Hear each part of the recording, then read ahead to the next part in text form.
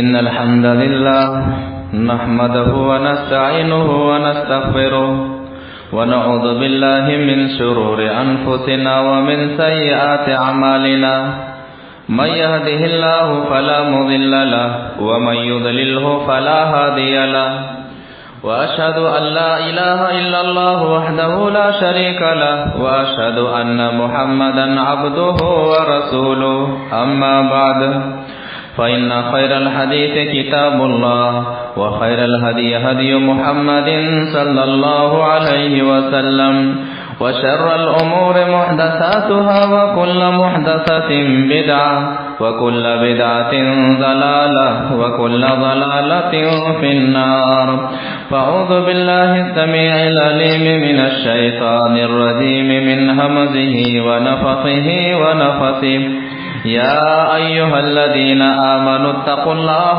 حق تقاته ولا تموتن إلا وأنتم مسلمون بسم الله الرحمن الرحيم يا أيها الناس اتقوا ربكم الذي خلقكم من نفس واحدة وخلق منها زوجها وبث منهما رجالا كثيرا ونساء واتقوا الله الذي تساءلون به والأرحام إن الله كان عليكم رقيبا يا أيها الذين آمنوا اتقوا الله وقولوا قولا سديدا يصلح لكم أعمالكم ويغفر لكم ذنوبكم ومن يطع الله ورسوله فقد فاز فوزا عظيما. گزشتہ جمعات سے ہم سب نبی صلی اللہ علیہ وسلم کی سیرت کے تعلق سے سنتے آ رہے ہیں اور اللہ کے رسول صلی اللہ علیہ وسلم رحمت للعالمین ہیں، اپنوں کے لیے بھی غیروں کے لیے بھی. اپنوں میں گھر والوں میں نبی صلی اللہ علیہ وسلم کا معاملہ کیسا تھا ہم نے سنا. انسان تو انسان، نبی صلی اللہ علیہ وسلم جانوروں کے لیے بھی رحمت ہے. اس سے اندازہ لگا سکتے ہیں کہ جس نبی صلی اللہ علیہ وسلم کے ہم ماننے والے ہیں وہ نبی صلی اللہ علیہ وسلم کی رحمت کا کتنا عظیم معاملہ تھا. چند حدیث سے کہ وما ارسلناک الا رحمتا للعالمین، اللہ تبارک و تعالی جو فرماتا ہے سورہ انبیاء آیت نمبر 107 میں کہ اے نبی صلی اللہ علیہ وسلم، ہم نے آپ کو ساری دنیا والوں کے لیے رحمت بنا کر کے بھیجا ہے. تو جانوروں کے لیے بھی نبی صلی اللہ علیہ وسلم رحمت ہے. چند حدیث سے اس کا اندازہ ہوتا ہے. وعن جابر بن عبد الله رضي الله تعالى عنه أن النبي صلى الله عليه وسلم مر عليه بحمار قد وسم في وجهه فقال النبي صلى الله عليه وسلم أما بلغكم أني قد لعنت من وسم البهيمة في وجهها أو ضربها في وجهها فنهى عن ذلك. رواه أبو داود في كتاب الجهاد. ابو داود شریف کی حدیث ہے. راوی حدیث حضرت جابر رضی اللہ تعالی عنہ ہے. وہ فرماتے ہیں کہ نبی صلی اللہ علیہ وسلم کے پاس سے ایک گدھا گزرا، اس کے چہرے پر داغا گیا تھا. جانوروں کو داغنا غلط ہے، منع ہے شریعت میں. دیکھا کہ گدھے کے چہرے پر داغا گیا ہے. اللہ کے رسول صلی اللہ علیہ وسلم نے گدھے کے مالک سے کہا اما بلغکم، کیا یہ حدیث نہیں پہنچی ہے کہ انی قد لعنت من وسم البہیمۃ فی وجہہا، کہ جو شخص جانوروں کے چہرے پر داغے اس کو میں نے لعنت بھیجی ہے، یا پھر جو شخص جانوروں کے چہرے پر مارے اس پر میری لعنت ہے. تو جانوروں کے چہرے کو داغنا بھی نہیں ہے اور جانوروں کے چہرے پر مارنا بھی نہیں ہے. ایسا کرنے والوں پر نبی صلی اللہ علیہ وسلم کی لعنت ہے. ایک اونٹ محمد صلی اللہ علیہ وسلم کے پاس آ کر کے شکایت کرتے ہیں. نبی صلی اللہ علیہ وسلم کو دیکھتے ہی ایک اونٹ رونے لگتا ہے اور شکایت کرتے ہیں. شکایت کا انداز کیا ہوتا ہے؟ حدیث وعن عبد الله بن جعفر رضی اللہ تعالی عنہ قال اردفني رسول الله صلی اللہ علیہ وسلم خلفه ذات يوم فأسر إلي حديثا لا أحدث به أحدا من الناس وكان أحب ما استتر به رسول الله صلى الله عليه وسلم لحاجته هدفا أو حائط نقل فجاء حائطا لرجل من الأنصار فإذا جمل فلما رأى النبي صلى الله عليه وسلم حن وذرفت عيناه فأتاه النبي صلى الله عليه وسلم فمسح ظفراه فسكت فقال رسول الله صلى الله عليه وسلم لمن هذا الجمل من رب هذا الجمل فجاء فتى من الأنصار فقال لي يا رسول الله فقال افلا تتقي الله في هذه البهيمة التي ملكك الله إياها فإنه يشكو إلي أنك تجيئه وتذئب. رواه ابو داود في کتاب الجہاد. ابو داود شریف کی حدیث ہے. راوی حدیث حضرت عبداللہ بن جعفر رضی اللہ تعالیٰ عنہ ہے. وہ فرماتے ہیں کہ نبی صلی اللہ علیہ وسلم کے پاس کے پیچھے سواری پر میں بیٹھا ہوا تھا. نبی صلی اللہ علیہ وسلم نے مجھے ایسی بات کہی جو میں کسی کو نہیں بتلاؤں گا. اور نبی صلی اللہ علیہ وسلم قضائے حاجت کے لیے دو جگہوں کو پسند کیا کرتے تھے, یا تو اونچی جگہ یا تو درخت کے نیچے. کہتے نبی صلی اللہ علیہ وسلم ایک انصاری کے باغیچے میں گئے. جیسے ہی باغیچہ پہنچتے ہیں اچانک ایک اونٹ نظر آتا ہے. فلما رأى النبی صلی اللہ علیہ وسلم حن وذرفت عیناه, جب اس اونٹ نے محمد صلی اللہ علیہ وسلم کو آتے ہوئے دیکھا وہ اونٹ زور زور سے رونے لگا اور آنسو بہانے لگا نبی صلی اللہ علیہ وسلم کو دیکھ کر کے کہ یہاں پر میرا مسئلہ حل ہو جائے گا. اونٹ زور زور سے رونے لگا, آنسو بہانے لگا. نبی صلی اللہ علیہ وسلم قریب گئے اور اوپر ہاتھ رکھا تو اونٹ خاموش ہو گیا. نبی صلی اللہ علیہ وسلم نے تب فرمایا لمن هذا الجمل من رب هذا الجمل, یہ اونٹ کس کا ہے, اونٹ کا مالک کون ہے؟ ایک انصاری صحابی آتے اور کہتے ہیں کہ اے نبی صلی اللہ علیہ وسلم میں اس اونٹ کا مالک ہوں. تب وہ صحابی سے کہتے ہیں افلا تتقی اللہ فی هذه البهیمة التي ملکک اللہ ایاها, جن جانوروں کو اللہ تبارک و تعالیٰ نے تمہارا مالک بنا دیا ہے, جن جانوروں کے تم مالک ہو, اس کے معاملے میں اللہ سے ڈرتے کیوں نہیں ہو؟ فإنه يشكو إلي أنك تجيئه یہ اونٹ میرے پاس شکایت کر رہا ہے کام زیادہ لیتے ہو کھلاتے کم ہو, کام زیادہ لیتے ہو کھلاتے کم ہو. نبی صلی اللہ علیہ وسلم جانوروں کے لیے بھی رحمت ہے اور جانور شکایت کرتے ہیں, نبی صلی اللہ علیہ وسلم ان کا شکوہ دور فرماتے ہیں. اور تو اور جانوروں کے ساتھ خیر کا معاملہ کرنے پر اللہ تبارک و اللہ کے نبی صلی اللہ علیہ وسلم فرماتے ہیں کہ جنت کی بشارت ان کے لیے. حدیث وعن ابي هريره عن النبي صلى الله عليه وسلم ان رجلا راى كلبا ياكل الثرى من العطش فاخذ الرجل خفه فجعل يغرف له به حتى ارواه فشكر الله له فادخله الجنه. رواه البخاري في كتاب الوضوء. بخاری شریف کی حدیث ہے. راوی حدیث حضرت ابو ہریرہ رضی اللہ تعالیٰ عنہ. وہ کہتے ہیں کہ اللہ کے رسول صلی اللہ علیہ وسلم نے فرمایا ان رجلا رأى کلبا, ایک شخص نے کتے کو دیکھا, یاکل الثری من العطش, پیاس کی وجہ سے مٹی چاٹ رہا تھا. رحم آ گیا, پیاس کی وجہ سے کتا مٹی چاٹ رہا تھا, رحم آ گیا. اس شخص نے اپنا موزہ نکالا, موزے کو پانی میں ڈبویا اور موزے کو نچوڑ کر کے کتے کی پیاس بجھائی. فشکر اللہ لہ, اللہ تبارک و تعالیٰ نے اس شخص کے اس عمل کی قدر کی. فادخلہ الجنہ, اللہ تعالیٰ نے کتے کی پیاس بجھانے کی وجہ سے اس شخص کو جنت میں داخل کر دیا. اور تو اور جانوروں کے ساتھ رحم و کرم کا معاملہ کریں گے اللہ تبارک و تعالیٰ گناہ کبیرہ تک کو معاف کر دیتا ہے. زنا کرنا گناہ کبیرہ ہے, لیکن ایک فاحشہ عورت کا گزر کتے کے پاس سے ہوتا ہے. معاملہ کیا ہوتا ہے؟ حدیث وعن ابي هريره رضي الله تعالى عنه عن رسول الله صلى الله عليه وسلم غفر لامرأة مومسة مرت بكلب على راس ركين يلهث قال كاد يقتله العطش فنزعت خفها فأوثقته بخمارها فنزعت له من الماء فغفر لها بذلك. رواه البخاري في كتاب بدائع الخلق. بخاری شریف کی حدیث ہے. راوی حدیث حضرت ابو ہریرہ رضی اللہ تعالیٰ عنہ. وہ فرماتے ہیں کہ ایک فاحشہ عورت کو معاف کر دیا گیا، فحش کی سزا نہیں دی گئی، زنا کی سزا نہیں دی گئی، غلط کام کرنے کی سزا نہیں دی گئی، گناہ کبیرہ کی سزا نہیں دی گئی. کیوں؟ مرت بکلب، اس عورت کا گزر ایک کتے کے پاس سے ہوتا ہے. علی راس رکین یلحظ، کتا کنویں کے پاس ہانپ رہا تھا. راوی حدیث کہتے ہیں قال کاد یقتلہ العطش، قریب تھا کہ پیاس کے مارے اب یہ کتا جان توڑ دے، کہ تب یہ کتا جان توڑ دے.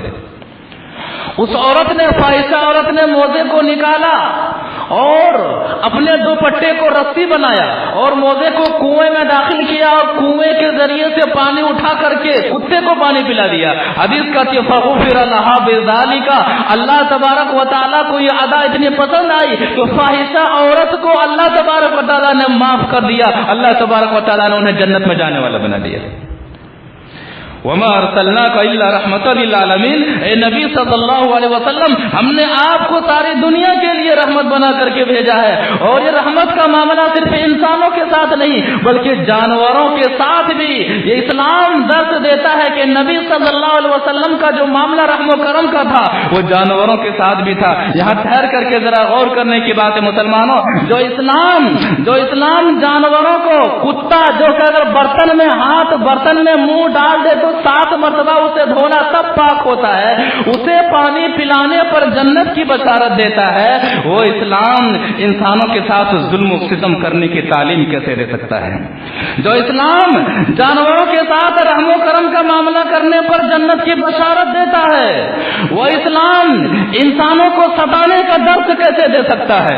وہ اسلام انسانوں پر ظلم کرنے کا درس کیسے دے سکتا ہے؟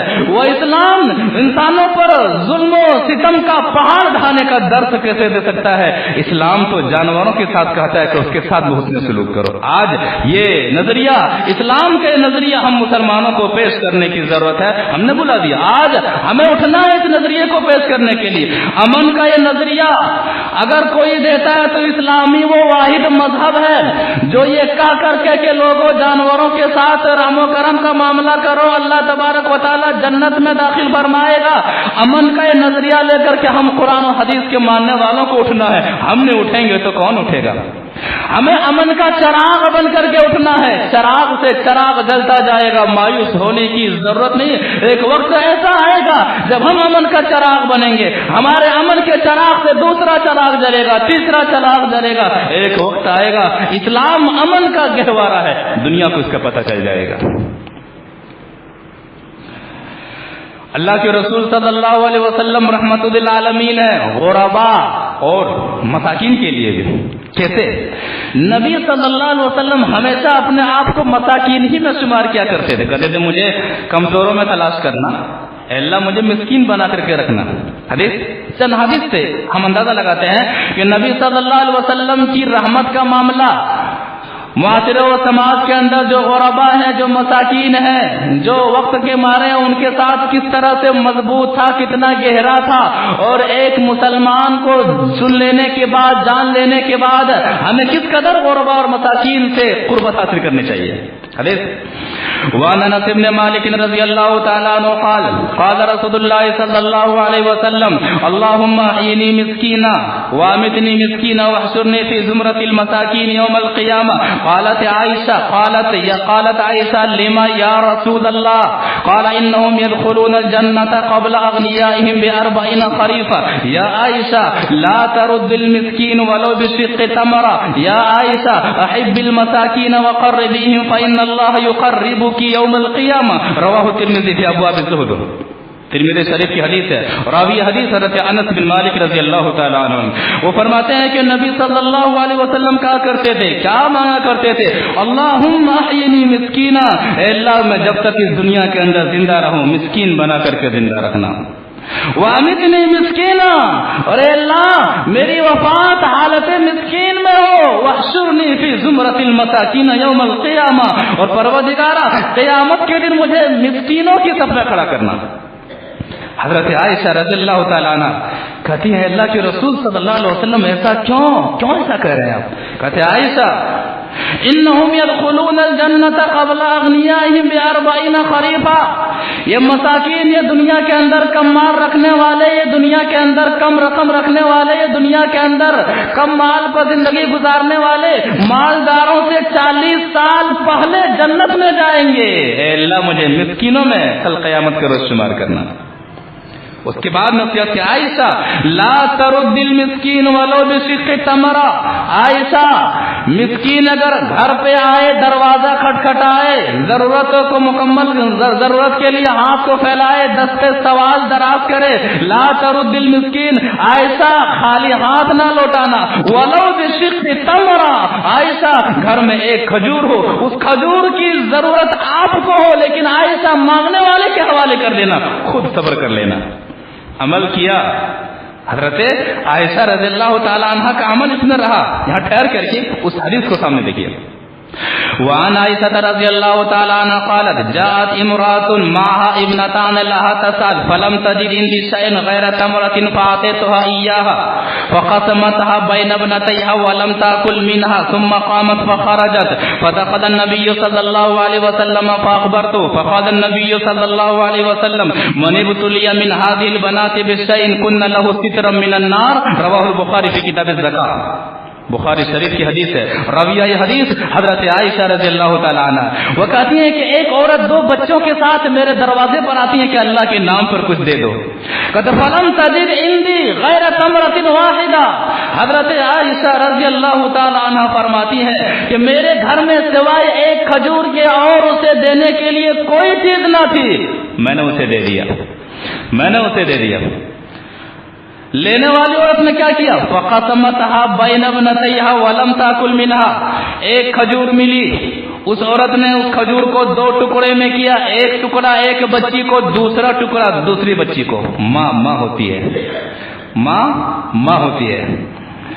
کہتے مجھے یہ انداز اس عورت کا یہ معاملہ عجیب لگا. نبی صلی اللہ علیہ وسلم گھر میں داخل ہوتا ہے، کہتے ہیں اے نبی صلی اللہ علیہ وسلم میرے ساتھ ایسا معاملہ پیش آیا. نبی صلی اللہ علیہ وسلم نے فرمایا من ابتلی من هذه البنات بشيء كن له سترا من النار. جو لڑکیوں کی وجہ سے دنیا میں آزمائش میں ڈالا جائے گا، یہ لڑکیاں کل قیامت کے روز جہنم سے ایسے ماں باپ کو بچائیں گی. اللہ کے رسول صلی اللہ علیہ وسلم بشارت دی. آئیے اس حدیث کی طرف. لا ترد المسکین ولو بشق تمرہ. عائشہ ایک کھجوری گھر میں کیوں نہ ہو، خود نہ کھانا مانگنے والوں کو دے دینا. عائشہ احب المساکین وقربیہم.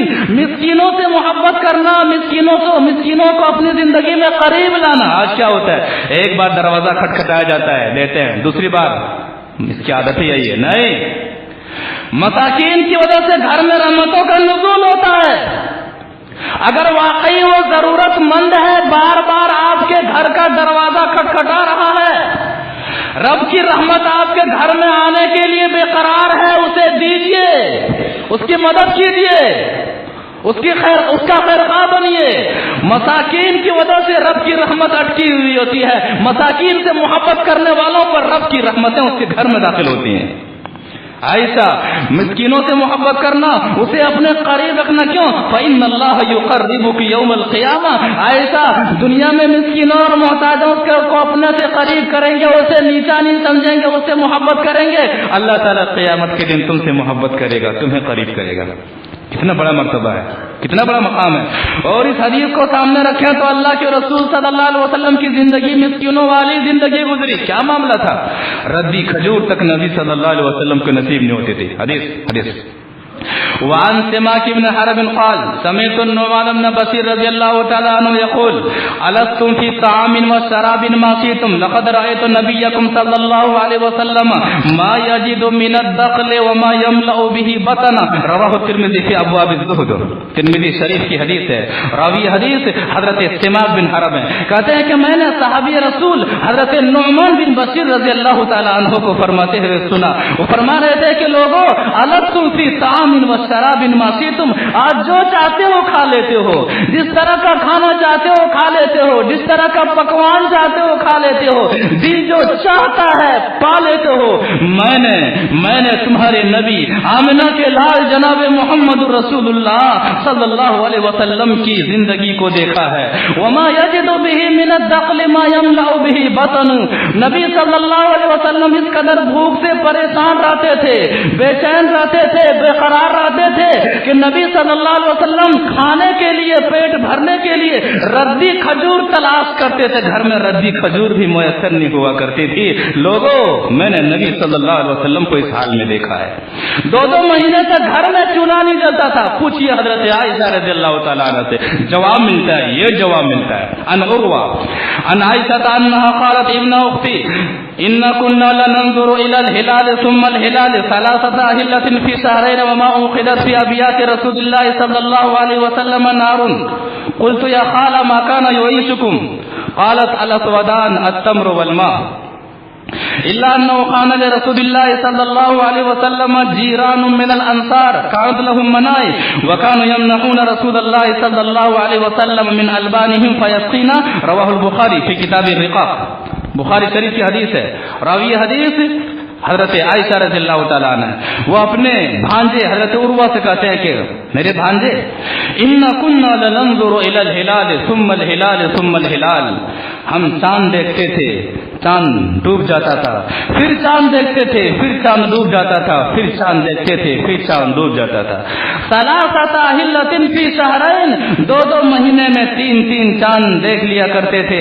معاملہ کیا تھا؟ وما اوقدت فی ابیات رسول اللہ صلی اللہ علیہ وسلم نار، کہ میرے بھانجے 2 مہینہ گزر جاتے تھے، نبی صلی اللہ علیہ وسلم کے گھر میں چولہا تک نہیں جلتا تھا۔ کہتے تھے خالہ ما کان یعیشکم، گزارا کیسے ہوتا تھا، کیسے زندگی گزارتے تھے؟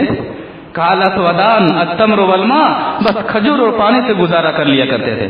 ہاں، پڑوسی انصاری پڑوسی، ان کے یہاں دودھ دینے والی بکریاں تھی، دودھ آ جایا کرتا تھا، وہ ہدیے کے طور پر دودھ کو بھیج دیا کرتے تھے تو ہم لوگ اسے پی لیا کرتے تھے۔ لہٰذا نبی صلی اللہ علیہ وسلم کے گھر آنے کا یہ حال تھا۔ لہٰذا نبی صلی اللہ علیہ وسلم کی سیرت اس پہلو سے آج ہماری زندگی میں کس طرح سے اپنانی چاہیے؟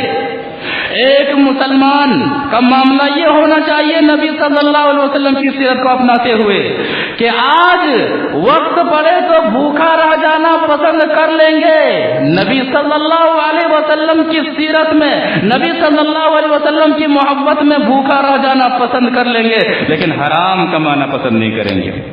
سیرت یہ پیغام دیتی ہے۔ آج مسلمان کا ایک طبقہ رشوت خوری کے اندر ملوث ہے، ان کی ساری کمائی رشوت خوری پر ہے۔ آج مسلمان کا ایک طبقہ سود خوری میں ملوث ہے، ان کی زندگی کا دار و مدار سود خوری پر ہے۔ آج مسلمانوں کا ایک طبقہ حرام کمائی میں ملوث ہے، ان کی کمائی کا سارا دار و مدار حرام راستے پر ہے۔ کتنے ایسے لوگ ہیں جن کی یہاں دکان تک بھی نہیں، پوچھا جاتا ہے کمائی کیا، بس ادھر کا ادھر، ادھر کا ادھر، یہ ان کی کمائی ہے۔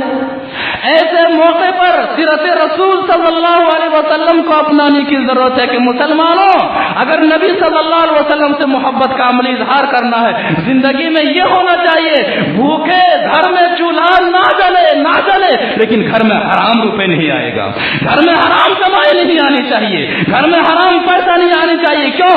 نبی صلی اللہ علیہ وسلم جب بھوکے رہے تو ہمیں اگر رب کے قانون اور رب کو راضی کرنے کے لیے بھوکا رہنا پڑے تو کیا؟ یہ تو نبی صلی اللہ علیہ وسلم کی زندگی کا عمل رہا ہے۔ نبی صلی اللہ علیہ وسلم کی سیرت یہ پیغام دیتی ہے۔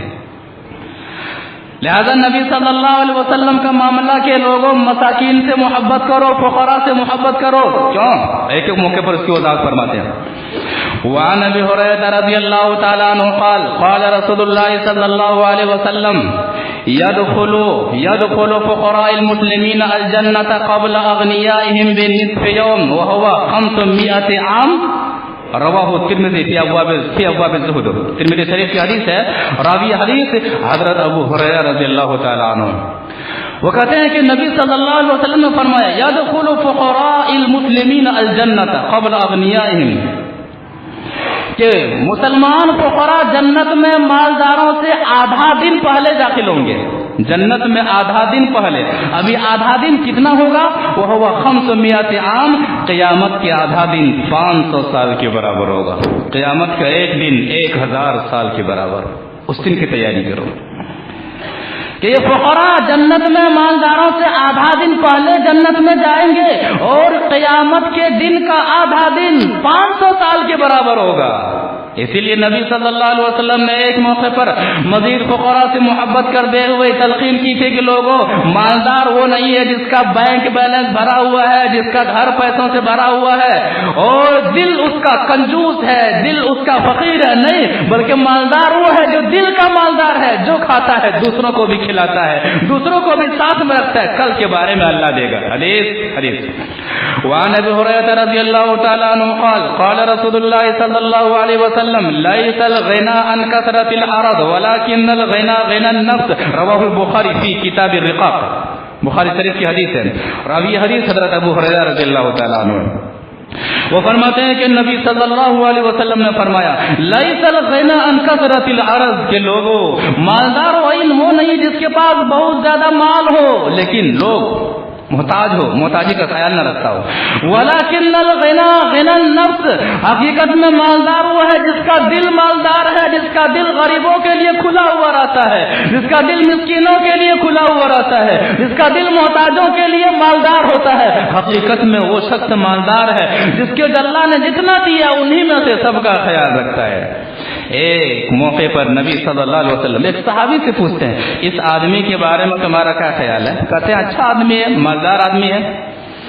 ایک محتاج صحابی جس کے پاس مال نہیں ہوتا ہے، کہتے ہیں اس آدمی کے بارے میں تمہارا کیا خیال ہے؟ جواب کیا ملتا ہے؟ حدیث وعن سهل بن سعد الساعدي رضي الله تعالى عنه أنه مر على رسول الله صلى الله عليه وسلم رجل فقال ما رأيك في هذا؟ قال من أشراف الناس. هذا والله إن خطب أن ينكح وإن شفع أن يشفع.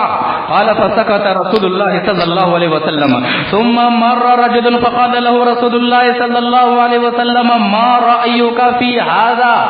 قال هذا يا رسول الله هذا رجل من فقراء المسلمين، هذا إن خطب ألا ينكح وإن شفع ألا يشفع وإن قال ألا يسمع لقوله. فقال رسول الله صلى الله عليه وسلم هذا خير من ملء الأرض من مثل هذا. رواه البخاري في كتاب النفقات. بخاری شریف کی حدیث ہے. راوی حدیث حضرت سہل بن سعد الساعدی رضی اللہ تعالی عنہ ہے. وہ کہتے ہیں کہ ایک شخص نبی صلی اللہ علیہ وسلم کے پاس بیٹھے ہوئے ہوتے ہیں. ایک صحابی کا گزر ہوتا ہے. گزرنے والے کے بارے میں بیٹھنے والے سے پوچھا جاتا ہے اس آدمی کے بارے میں تمہارا کیا خیال ہے؟ کہتے ہیں شریف لوگوں میں سے ہیں، معزز لوگوں میں سے ہیں، مالدار لوگوں میں سے ہے. یہ اس قدر مالدار لوگوں میں سے ہے کہ اگر یہ نکاح کا پیغام بھیجے تو پیغام کو قبول کر لیا جائے، کسی کے بارے میں سفارش کرے تو سفارش قبول کر لی جائے. نبی صلی اللہ علیہ وسلم خاموش رہے. دوسرے صحابی کا گزر ہوتا ہے. کہتے اس آدمی کے بارے میں تمہارا کیا خیال ہے؟ کہتے ہیں نبی صلی اللہ علیہ وسلم یہ محتاج مسلمانوں میں سے ہے. یہ ایسا شخص ہے کہ اگر نکاح کا پیغام بھیجے تو پیغام کو قبول نہ کیا جائے، اگر کسی کے بارے میں سفارش کرے تو سفارش قبول نہ کی جائے، اور اگر یہ کوئی بات کہے تو ان کی باتوں میں لوگ کوئی وزن نہیں ڈالیں گے. عام آدمی، عام مسلمان صحابی ہے. نبی صلی اللہ علیہ وسلم سن لینے کے بعد ایک جملہ فرماتے ہیں، سنو هذا خیر من ملء الارض مثل هذا. یہ صحابی، محتاج صحابی جس کے بارے میں تم کہتے ہو کہ یہ عام شخص ہیں، ان کی بات سنی نہیں جائے گی، ان سے نکاح نہیں کیا جائے گا. یہ شخص اس مالدار صحابی سے اور اس مالدار صحابی جیسے لوگوں سے ساری دنیا کو بھر دی جائے تو یہ محتاج صحابی ساری دنیا کے مالدار صحابی سے اللہ کی نظر میں بہتر ہے. رب کی نظر میں مالدار کا ہونا ضروری نہیں ہے، تقوی کا ہونا ضروری ہے. ان اکرمکم عند اللہ اتقاکم. اللہ تبارک و تعالیٰ سورہ حجرات آیت نمبر 13 میں فرماتا ہے کہ تم میں سے رب کے نزدیک مکرم اور باعزت وہ ہے جو تقوی میں بہت زیادہ ہو. جو جتنا بڑا متقی ہوگا اللہ تبارک و تعالیٰ کے نزدیک اتنا ہی زیادہ وہ محبوب ہوگا. لہذا نبی صلی اللہ علیہ وسلم کی سیرت کا یہ پہلو کہ نبی صلی اللہ علیہ وسلم غربا کے ساتھ محبت محبت کیا کرتے تھے، مساکین کے ساتھ محبت کیا کرتے تھے، محتاجین کے ساتھ محبت کیا کرتے تھے.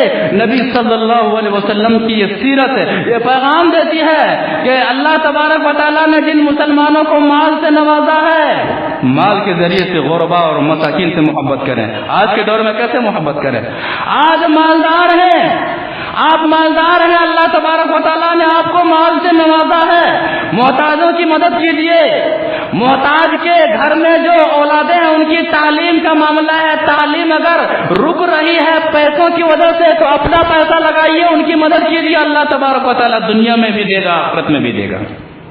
آپ اسکول کے ذمہ دار ہیں، اپنے اسکول میں ایسے بچوں کا فری داخلہ لیجئے جو محتاج ہیں، مسکین ہیں، وہ فیس بھر نہیں سکتے ہیں، ان سے فری میں ان کا داخلہ لیجئے. ان کے پہناوے کا، ان کے ڈریس کا انتظام آپ اسکول کی جانب سے کیجئے، ان کی کتابوں کا انتظام آپ اسکول کی جانب سے کیجئے. نبی صلی اللہ علیہ وسلم کی سیرت یہ پیغام دیتی ہے. اللہ تبارک و تعالیٰ نے آپ کو مال و دولت سے نوازا ہے، آپ اشیاء خوردونی کے مالک ہیں، آپ دکان کے مالک ہیں. غربا اور مساکین کو اپنے دکان سے سامان دیجیے، سامان دینے کے بعد پیسوں میں یا تو کمی کیجیے یا تو پیسہ مکمل ان سے معاف کر دیجیے. آپ کپڑے کے مالک ہیں، این موقعوں پر کپڑوں کا خیال رکھیے، مساکین کا خیال رکھیے، محتاجین کا خیال رکھیے. کیوں؟ نبی صلی اللہ علیہ وسلم کی سیرت یہ پیغام دیتی ہے کہ لوگوں، محمد صلی اللہ علیہ وسلم فقراء سے، محتاجین سے بہت زیادہ محبت کیا کرتے تھے. تم بھی محمد صلی اللہ علیہ وسلم کی سیرت کو اپناتے ہوئے فقراء اور محتاجین سے بہت زیادہ محبت کیا کرو. اللہ کے رسول صلی اللہ علیہ وسلم نے ایک موقع پر صدقہ کی فضیلت بیان کرتے ہوئے فرمایا تھا. حدیث وعن عقبة بن عامر رضی اللہ تعالیٰ عنہ قال قال رسول اللہ صلی اللہ علیہ وسلم ان الصدقة لتطفئ عن اهلها حر القبور وانما يستظل المؤمن يوم القيامة في ظل صدقته رواہ الطبرانی فی المعجم الکبیر. طبرانی شریف کی حدیث ہے. راوی حدیث حضرت عقبہ بن عامر رضی اللہ تعالیٰ عنہ وہ فرماتے ہیں کہ اللہ کے رسول صلی اللہ علیہ وسلم نے فرمایا کہ لوگوں، ان الصدقة لتطفئ عن اهلها حر القبور، کہ صدقہ دینے والے کے اندر، آدمی جب صدقہ دیتا ہے اللہ کے راستے میں دیتا ہے تو قبر کی گرمی کو صدقہ مٹا دیتا ہے، بجھا دیتا ہے. قبر کے عذاب کو صدقہ روک دیتا ہے، مٹا دیتا ہے. وَإِنَّمَا يَسْتَظِلُّ الْمُؤْمِنُ فِي ظِلِّ صَدَقَتِهِ يَوْمَ الْقِيَامَةِ، قیامت کے دن جب کوئی سایہ نہیں ہوگا، مومن کل قیامت کے روز اپنے صدقے کے سائے میں ہوگا، سورج کی گرمی اسے پریشان نہیں کرے گی. لہذا نبی صلی اللہ علیہ وسلم مساکین سے محبت کیا کرتے تھے، مساکین سے قریب رہا کرتے تھے، ان کا خیال کیا کرتے تھے. گھر میں معمولی چیز ہو، ضرورت ہے لیکن ضرورت مندوں کے خیال کرتے ہوئے، خود پر صبر کا خود صبر کرتے ہوئے نبی صلی اللہ علیہ وسلم کے گھر والے مساکین کو دے دیا کرتے تھے. ان کے حوالے کیا کرتے تھے؟ صدقہ کریں اور نبی صلی اللہ علیہ وسلم کی سیرت کو اپنی زندگی میں اپنائیں. لیکن یاد رکھیے گا، صدقہ کر کے تکلیف نہ دیں، صدقہ کر کے دے کر کے تکلیف نہ دیں، مزید ان کی تکلیف کو نہ بڑھائیں. کیوں؟ قرآن کہتا ہے یا ایھا الذین آمنوا لا تبطلوا صدقاتکم بالمن والاذی، اے ایمان والو اپنے صدقات کے ذریعے سے اپنے صدقات کو برباد نہ کرو، باطل نہ کرو، احسان جتا کر کے اور تکلیف دے کر کے. میں نے دیا، میں نے کیا، آپ نے کسی کی مدد کی، آپ نے محتاجوں کی مدد کی. جب کوئی معاملہ آیا آپ کے نفس کے خلاف، کوئی معاملہ آیا اس کے ساتھ، کوئی محتاج کے ساتھ آپ کی انبن ہوئی، میں نے اس وقت اگر میں نہیں ہوتا تو پتہ نہیں کون سے کٹگھرے میں کھڑا ہوتا. میں نے کیا اور آج میرے ساتھ جس برتن میں کھا رہا ہے اسی کو چھید کر رہا ہے. کیا؟ جس برتن میں کھا رہا ہے اسی کو چھید کر رہا ہے. ایسا کرنے کے بعد کیا ہوتا ہے؟ صدقہ دے بھی رہے ہیں اور گناہ بھی لے رہے ہیں اور دینے والے کو تکلیف دے رہے ہیں. معاملہ کیا ہوگا؟ حشر کیا ہوگا؟ حدیث وعن عبداللہ بن عمر رضی اللہ تعالی عنہما قال قال رسول اللہ صلی اللہ علیہ وسلم ثلاثۃ لا ينظر الله الیہم یوم القیامہ العاق لوالدیہ والمرأة المترجلة والدیوث وثلاثۃ لا يدخلون الجنہ العاق لوالدیہ والمدمن على الخمر والمنان بما آتا رواہ النسائی فی کتاب الزکاۃ. نسائی شریف کی حدیث ہے. راوی حدیث ہے عبداللہ بن عمر رضی اللہ تعالیٰ عنہ. وہ کہتے ہیں کہ نبی صلی اللہ علیہ وسلم نے فرمایا 3 قسم کے لوگوں کی جانب اللہ تبارک و تعالیٰ رحمت کی نظر سے نہیں دیکھے گا. پہلی قسم العاق لوالدیہ، ماں باپ کی نافرمانی کرنے والا. ماں باپ کی نافرمانی کرنے والے کی جانب اللہ تبارک و تعالیٰ رحمت کی نظر سے قیامت کے روز نہیں دیکھے گا. دوسری قسم والمرأۃ المترجلہ، عورت بن کر کے مردوں کے کپڑے پہننے والی، مردوں کا لباس پہننے والی، مردوں کی مشابہت اختیار کرنے والی. آج ماں باپ مارکیٹ جا کر کے عورتوں کو، بچیوں کو بچوں کا لباس پہنا رہے ہیں، اور نہ جانے یہ بتائیے کیسی تربیت ہے. مسلمان کو سوچنا چاہیے کہ لعنت ہے، ماں باپ فیشن کے طور پر خود جا رہے ہیں مارکیٹنگ کرنے کے لیے اور بچیوں کے لیے بچوں کا کپڑا پہنا رہی ہیں، نئی تہذیب کا دل دادا بنا رہی ہیں. ایسے لوگ ہیں جن پر اللہ تبارک و تعالیٰ نظر اٹھا کر نہیں دیکھے گا. والدیوث، بے غیرت مرد، گھر کی عورتیں بے حیائی کر رہی ہیں، بے شرمی کر رہی ہیں، خلاف شرع عمل کر رہی ہیں. مرد چپ چاپ بیٹھا ہوا، مرد کے اندر وہ دم نہیں ہے کہ منہ کھولے، گھر کی عورتوں کا غلام بنا ہوا ہے.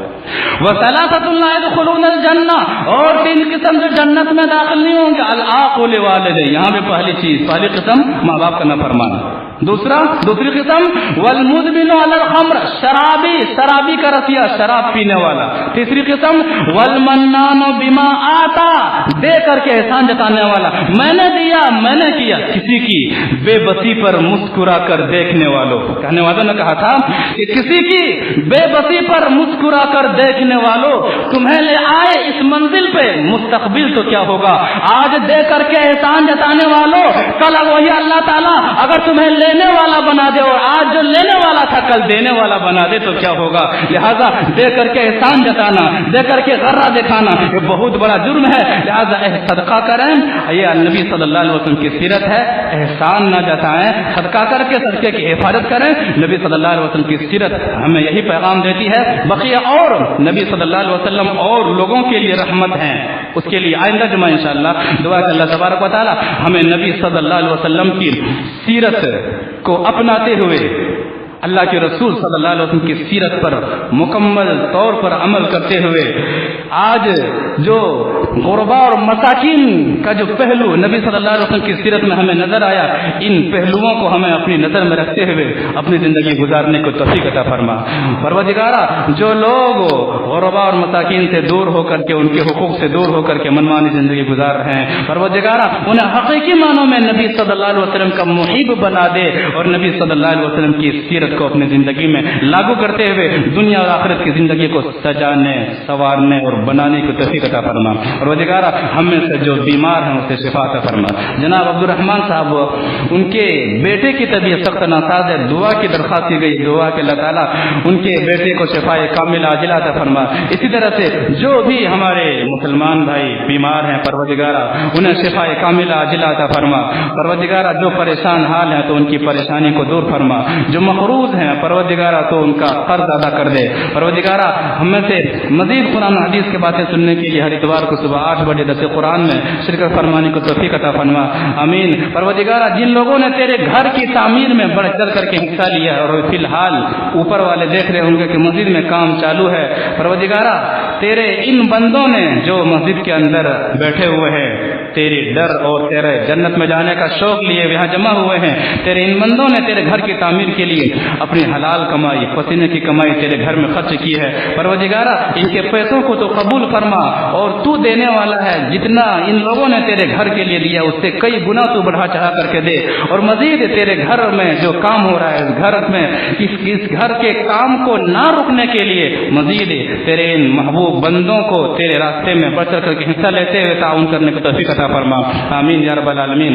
ایک اور اہم اعلان یہ ہے کہ 19 مارچ بروز منگل بعد نماز مغرب اتباع رسول صلی اللہ علیہ وسلم کانفرنس کا انعقاد ہونے جا رہا ہے. جگہ کا نام ہے ارنڈا حسن پورہ سیوان. مہمان خطیب عبدالغفار سلفی حافظھاللہ بنارس سے تشریف لا رہے ہیں. آپ لوگ زیادہ سے زیادہ تعداد میں شرکت فرما کر کے کانفرنس کو کامیاب بنائیں.